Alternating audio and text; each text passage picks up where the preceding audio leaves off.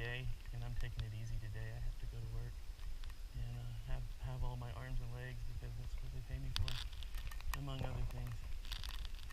But here's some beautiful deer up here at Snowshoe Bike Park. I hope you guys are getting this and I have the angle right. They're really cute. This one is adorable. I don't know if he's half tame or what, but he's not scared of me, and he is very pretty. This is a once-in-a-lifetime trip. Yeah, I went to Bryce Mountain, but this is different.